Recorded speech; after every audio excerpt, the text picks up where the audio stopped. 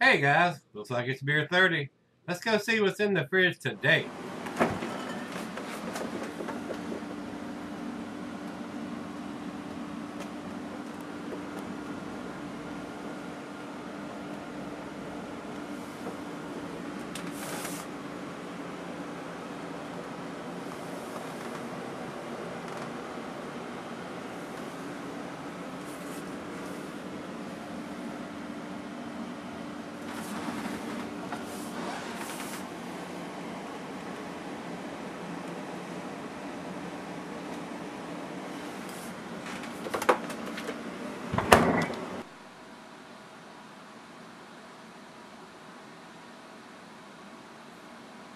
Hey guys, thanks for stopping by Gregsbeerreviews. Today, I'm probably going to mispronounce this all to hell. Uh, I'm a big fan of Evil Twin beers, and like I told you on several different beer reviews, if you've been into craft beers, you probably heard of McKellar. His brother, Jeppy, uh, is basically a vagabond brewer just like McKellar is. McKellar goes all over Denmark and over in that area having different breweries brew his recipes, and you'll find those in different size bottles and all kind of stuff. And Jeffy does the same thing over here in the United States. He goes different places and have them brew his beers, and some of them you'll find dates on them, and some of them will not have dates on them. Some of them will be in the bombers and the 12 ounces. They're just all different sizes because he goes from place to place and has these guys brew his beers, his recipes for the beers. This particular one, Evil Twin Brewing, it says soft DK in big letters on there. Well, after going to Rate Beer and Beer Advocate, this is called Soft Dookie, and that's Dookie. Both places have it listed the same way, and this is an Imperial Stout at 10.4%. So, I hope it doesn't have any Dookie in it. I'm a big fan of Jeppy's beers. He does some really tasty stuff. The only drawback to that, he has some very expensive beers. His beers are not cheap. They are very pricey. And you can find a lot of beers that are cheaper than this. Usually when you get to the 10.4%, you're going to find something in that class range in an Imperial Stout or a double, in a 4-pack or a bomber. Most of his stuff is in the $10 and up range for one bottle. This was sent to me by Scott. Would not be afraid to say this beer was a $10 beer for one 12-ounce bottle. His beers are not cheap. He does some great stuff, and he knows that evidently because his beers are not cheap. This particular one says here, brewed at Almagar Brew House. This particular one says brewed at Evil Twin Brewing in Stratford, Connecticut. Distributed by 12% LLC. Well, 12% LLC distributes a lot of his beers, but they are pricey beers. Not something that I would typically drink every day. These are special occasion beers. Who wants to go buy a beer that costs $10 for one 12-ounce bottle? Not I. I don't have those kind of deep pockets. And I am very appreciative to the guys that send me these beers. I can get some of the Evil Twin beers here. And even going over to the Barrel Chest, Martin and the guys over there, and looking at what they have, these beers are expensive beers. I mean, a lot more than I would typically pay for a go-to beer. Now, my go-to beers, all y'all know I'm a big hophead. I drink a lot of IPAs, and I do like a stout and a porter. But if you were to buy a 4-pack of these for $40, or even the bombers, I mean, I just had one of my subscribers sent me a double barrel Jesus in a bomber. That's a $25 or $30 beer for a 22-ounce bottle. That's a pricey beer, guys. It is. And I don't know, there's a lot of people that have a problem with paying that kind of beer, that money for one 22-ounce beer. You got to realize you're paying $12.50, $12 to $12.50 for a 12-ounce serving of that, or even less than that, an 11-ounce serving of that. So they're exceptional beers, but they're exceptionally pricey. So, and if you're a Bud Miller Coors drinker, that's just going to blow your freaking mind that you're going to pay $20-some for one 22-ounce bottle when you can buy an 18 or a 24 pack of that swill and get super shit-faced as opposed to drinking this. But you know, it is what it is, and different people drink beer for different reasons. Some drink for the taste, some drink to get shit-faced, and that's the way the world is, guys. So my tablet cut off. But anyway, I'm a big fan of Jeffy's beers and his brother's McKellar, but they are expensive beers. And I understand why McKellar's beers are, because he's doing them across the pond in Denmark and wherever over there, and they have to ship them across the pond and all that. But Jeffy's doing them over here. He's just as good a brewer, in my personal opinion, as his brother. But his beers are expensive to be brewed in the United States. They really are. But I enjoy them. I mean, I think they're great beers. But the guy knows how to brew a damn good beer. But they are expensive. We're going to leave it at that. Don't want to harp on this for 20 minutes that they're expensive beers. I think you get the point, guys. This is a 10.4%er. Commercial description says, a special edition of Evil Twin Soft Dookie, D-O-O-K-I-E is what they're calling it here. And it says DK on the bottle. So Soft Dookie or Dokie or however you want to pronounce it. It looks like Dookie to me. Made for the 1-year anniversary of McKellar Bar in Copenhagen. So just gives you a little background information. These guys are brothers. They're both vagabond brewers. They go from brewery to brewery, having them brew their recipes. So I wish if it could be less expensive, I wish he would just build his own brewery and brew all this stuff right there, and maybe the price would come down. So wouldn't buy a lot of this, but I do like to try everything that they do occasionally, especially when my subscribers are generous enough to send them to me. So the food pairings for this beer, since it is an Imperial Stout, or an American Double, however you want to call it. The cheese, the buttery brie good of Havarti Swiss, and since it is a stout, it goes well with your chocolate dishes, of course. And the meat for this is beef, smoked meat, game, and grilled meat. Glassware, pint becker, non-neck tumbler, snifter, oversized wine glass. Got my favorite glass here today, guys. This is the Sauvin beer glass, S-A-U-V-I-N. And it says can be settled for long periods. This is a 10.4%er. You can settle this 5, 10, 15, even 20 years at almost 11%, 10.5% anyway. And it's going to change a little bit over time. It's going to get more complex. The flavors are going to intermingle and all that kind of stuff. And you could buy, if you could afford to, you could buy 2 of these and drink one fresh and sell one for 5 or 10 or 15 years. And just see how much different it is over the time. Of course, if you're still drinking beer, your palate's going to change, and you may like it more or like it less once you sell it for that longer period of time. So, let's get the cap off this damn thing. I'm tired of flapping my damn gums. I'm sure you're tired of hearing me flap them. Nice little hiss, not a big hiss.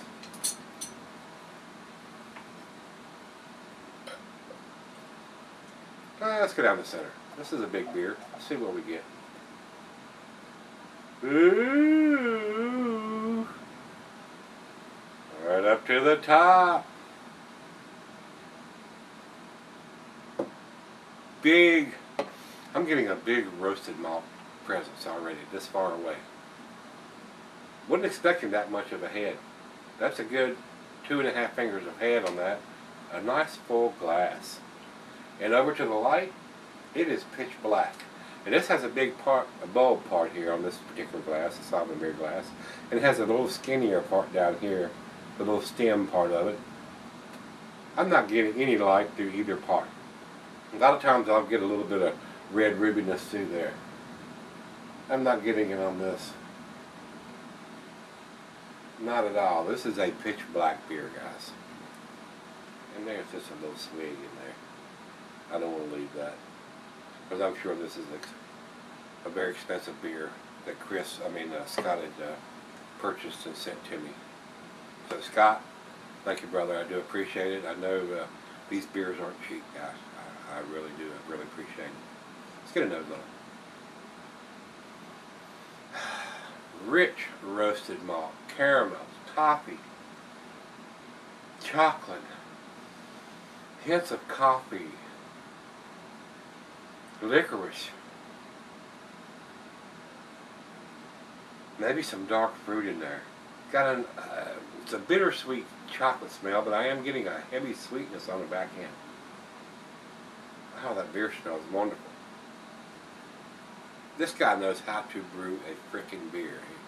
And I guess he knows that, and that's why he charges, or they charge, or whoever's charging us for the beer know that. So, oh man, that's a wonderful aroma. I mean, it's got it going on, guys. The chocolate is there, the coffee is there, the roasted malt, almost to the burnt character of the malt. Sweet licorice. Maybe some candied sugar in there, caramel, toffee. A lot of stuff going on here. And as far as dating on this one, when I got this beer, I told you I could not make out what's sitting on there. Now the beer is out of it, I still can't make it out. The first three numbers are jumbled up, then it says 15. I have no idea, guys. Of course, it's not super critical. It's a 2015 beer, and it's a 10.4% stout, Imperial Stout. It's not going to go bad anytime soon. Oh, I'm dying to dive into this. Let's do it. Let's get it on. Cheers, everybody. Cheers, Scott.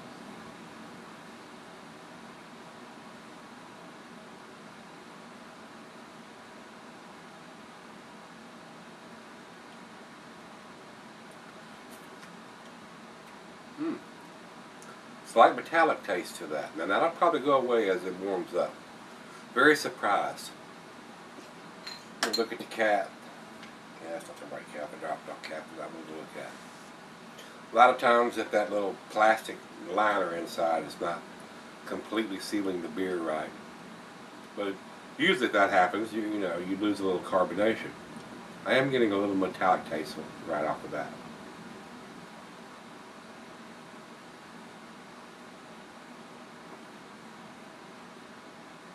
Very nice sweetness, nice malt backbone, very rich, heavily toasted malt.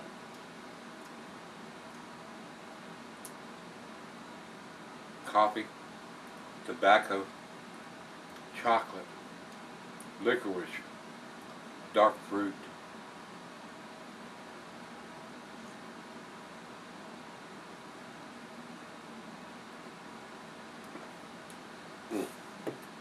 That's delicious, guys. That is delicious. Other than that slight hint of metallic taste to it, which will go away as it warms up. That's a very tasty beer.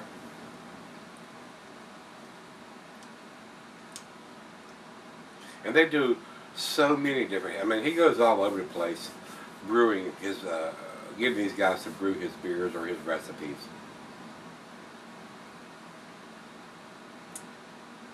It's damn good. It is damn good. I'm not blown away by it, but it is damn good.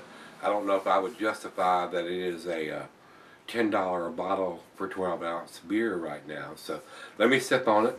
Awesome lacing is left, especially with that big head that it poured.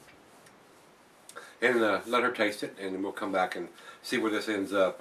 I may even fire up a Drew Estates Underground cigar to smoke with this while I sip on it and see where that ends up.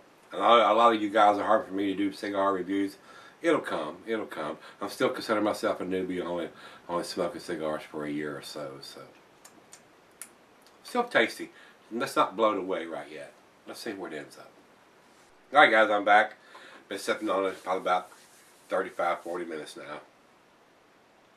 It's a very tasty beer. The question we have to ask ourselves, is it worth $10 a bottle? I'm not sure that it's worth $10 a bottle. It is a very tasty beer. And a lot of you guys can purchase a 4-pack of a 10% stout, Imperial Stout, for between $10 and $12 for a 4-pack. And you're going to get 4 12-ounce bottles for pretty close to what this beer is probably going to cost you to buy for one 12-ounce bottle. So that's where I'm judging. It is a good beer. It is above average beer. For $10 a bottle, you should be able to read the date on here, which I cannot do. I can see the 2015, but I can't see what else is written on the bottle. I love what Jeffy does on all his beers, but he does produce some pricey beers. Granted, he definitely knows what he's doing when he's brewing a beer or having somebody else brew his beers. I'm sure he's in control of that, and they are very tasty. But the price is the only thing that I can fuss about on this beer, being what it is. It's not bourbon barrel aged or anything. It's just a straight up Imperial Stout at 10.4%. Very tasty. A lot of stuff going on here with the caramel and the roasted malt and the chocolate and the coffee and the dark fruit. Very well made beer, no doubt about it. The alcohol is very well hidden. I'm not detecting it at all. You could get yourself seriously in trouble trying to drink more than one of these, or even one of these, and at a bar or a pub and trying to drive yourself home. So, very tasty beer, guys. That's where I want to leave this. It is a very tasty beer. It is a very well made beer, but considering the price, and I didn't buy it. This was sent to me by Scott, and I'm sure, and I'm sure it's more than likely. I'm 99% sure this is probably at least a $10 a bottle beer. Wonderful aroma. The metallic taste has dissipated. It's not there. After about 5 minutes, it dissipated. Very tasty. It's very, very tasty. Not blown away by it. I don't think it's outstanding for what this beer would probably cost you to purchase. Final chug.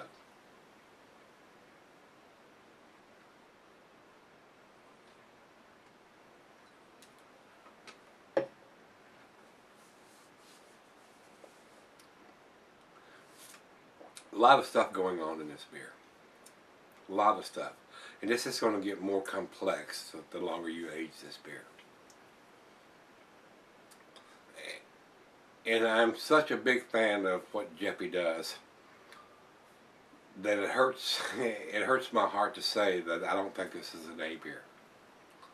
I think it's kicking the door down. I mean, it is so damn close. If I was putting a numeric rating on this, it'd probably be an 89. So I'm going to give it this 7, which is a B+. It's not an A beer to me. Even though it's very well made, the alcohol is well hidden, a lot of stuff going on it, or in it.